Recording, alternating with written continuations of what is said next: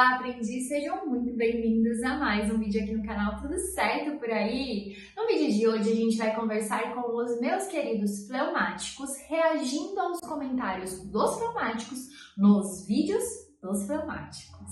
A ideia dessa reação dos comentários dos temperamentos é que a gente consiga perceber que por mais que as pessoas tenham os mesmos temperamentos, muitas vezes elas enxergam a vida e o temperamento, as qualidades e os defeitos ali de formas diferentes.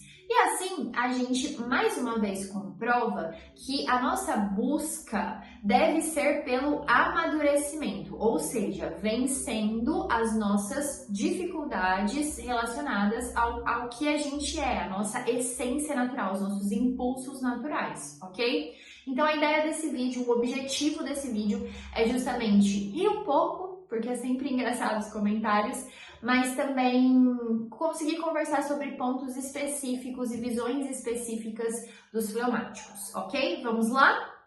Primeiro comentário que eu trouxe é da Lidiane e ela fala o seguinte: você é a primeira pessoa que entendeu o fleumático. Tem muitos analistas, mas essa parte do emocional a maioria não compreende como funciona.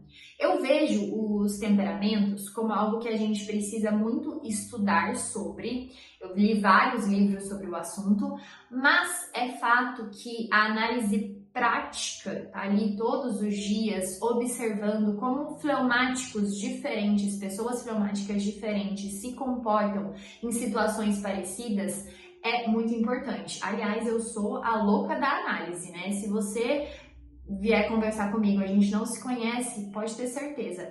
Tudo que você tá falando, eu tô analisando para descobrir o seu temperamento.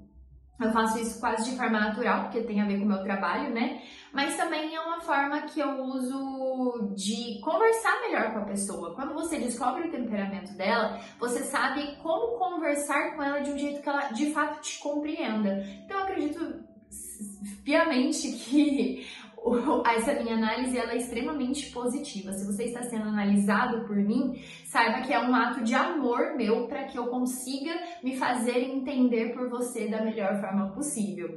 E no caso dos fleumáticos aqui, eu tenho contato com os 4 temperamentos de forma muito íntima.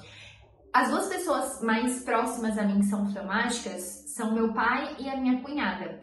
E eu percebi que o meu pai, talvez por diversas razões, né, as experiências de vida diferentes, por ser homem, por ser mais velho, enfim, ele tinha uma forma de demonstrar o emocional dele completamente diferente da minha cunhada, que seguia a água, que chora com uma facilidade muito absurda, como uma boa fleumática de fluidez de água, que tem ali o elemento água como a sua principal essência, né? E aí eu percebi, eu achei estranho, falei, nossa, eu nunca vi meu pai chorar, meu pai quase nunca chora, e ele é fleumático. Como é que funciona o emocional do fleumático? Quem que realmente está sendo fleumático raiz? E aí eu percebi que quem está sendo fleumático raiz, na verdade, é o meu pai, porque o meu pai, ele sente tudo, e isso eu fui analisando depois que eu fui ficando mais velha, né? Porque quando a gente é criança, a gente vê pai e mãe como seres perfeitos, heróis. Mas aí quando eu fui ficando mais velha, com a morte do pai do meu pai, eu fui entendendo que meu pai ele sentia absolutamente tudo o que acontecia no exterior dele com uma velocidade, com uma profundidade absurda. Só que ele nunca transparecia isso, porque é natural do fleumático não querer expressar os seus sentimentos e ser sempre aquela pessoa que está de boa. Aliás, isso é uma tendência relacionada até ao que eles acabam crescendo dentro da profissão, escolhendo como profissão. A minha cunhada e o meu pai, eles estão na área da saúde. Meu pai é veterinário e minha cunhada é dentista. Então, os dois precisam lidar com pressão de forma tranquila, né? Eles precisam lidar ali com a pressão de procedimentos cirúrgicos, enfim, dentro das áreas deles ali, de forma tranquila. E eu sempre vi meu pai fazendo isso. Meu pai, ele tem uma relação muito tranquila, muito de boa com coisas que eu sempre tive medo, que é sangue, cirurgia e coisas do tipo, eu como sanguínea, né? Então eu fui percebendo que os fleumáticos, eles sentiam muito emocionalmente, mas eles buscavam não transparecer. E acredito que seja isso que a Lidiane esteja falando, que muitas pessoas não entendem exatamente esse emocional do fleumático. Próximo, o Ranulfo de Oliveira. Acredito que seja isso.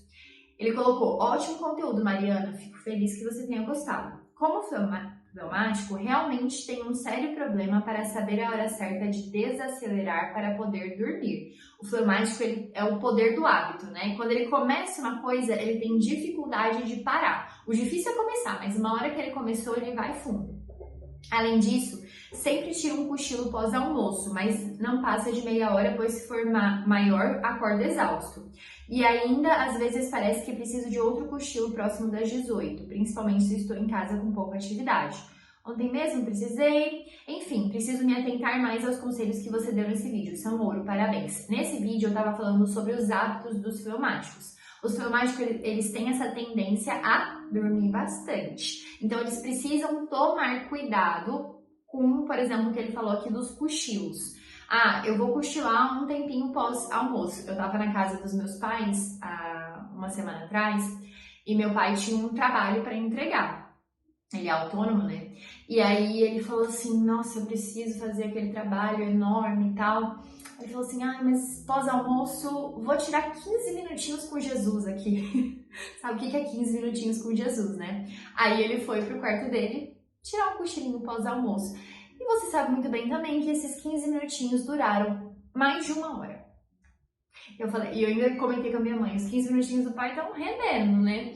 E aí ele teve que trabalhar depois, praticamente até a hora de dormir. E isso é natural do fleumático, essa tendência é natural do fleumático. Ele precisa tomar cuidado com os cochilos. Ele talvez tenha uma necessidade maior de sono, se a gente... Não existe um estudo sobre isso, mas se a gente prestar atenção, os coléricos conseguem dormir, às vezes, 5 horas por dia e ficar bem, e os fleumáticos são aqueles que precisam das 8 horas de sono, de fato, para se sentir bem. Então, é um ponto interessante essa parte do sono dos fleumáticos. Eles normalmente são pessoas que gostam muito de dormir e também a gente lembra que o dormir, assim como ele gosta muito de começar a fazer uma coisa e não parar, com dormir, com o sono vai ser a mesma coisa. Ele quer começar a dormir ali depois do almoço e ele vai ter a necessidade de continuar dormindo por muitas horas.